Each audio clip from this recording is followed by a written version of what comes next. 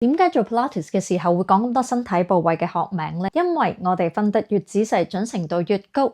Pilates 最大嘅核心係學習運用深層肌肉，好好保護我哋嘅關節，長遠嚟講先能夠有效改善自己嘅體態。今日簡單學習身體詞彙，先由腳開始。我哋嘅腳掌包括腳踭 heel 同埋腳前掌 balls of the feet， 呢一啲就係腳趾啦。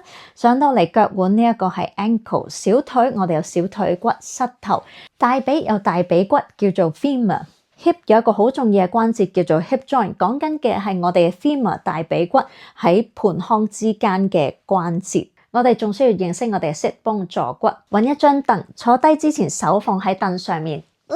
揞住我隻手嗰嚿就係坐骨啦，隻手繼續留喺度，放軟個人塌向後，你會發覺隻手冇咁唔舒服嘅。我哋咁樣坐嘅時候咧，坐骨嘅指向指咗向窗邊。當我哋坐翻直，坐骨就會督翻住我哋隻手啦。我上堂嘅時候會成日講到 sacrum 底骨，我哋擰轉面，有我哋嘅屁股 gluteal muscles 分團、中團、大團、小肌喺我哋嘅屁股中間處打橫拉一條線，呢一啲係肉。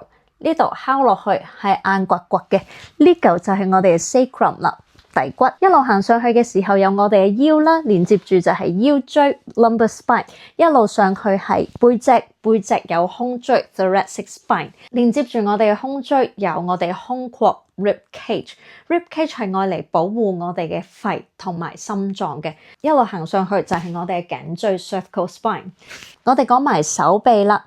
喺呢個位置，老鼠仔二頭肌 bicep 底下嘅三頭肌 tricep， 通常手踭至到手腕呢個位置，我哋叫前手臂 forearm。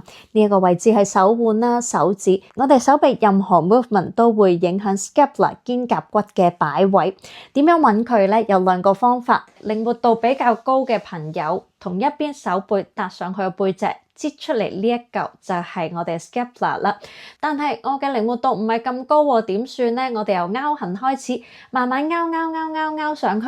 頭先講過，手臂任何 movement 都會影響 scapula 嘅位置，所以你拗上去嘅時候，你會發覺有個骨推住你喐嚟喐去嘅，嗰嚿就係我哋嘅 scapula 啦。大家努力，繼續安全有效鍛鍊自己嘅身體，我哋下次見。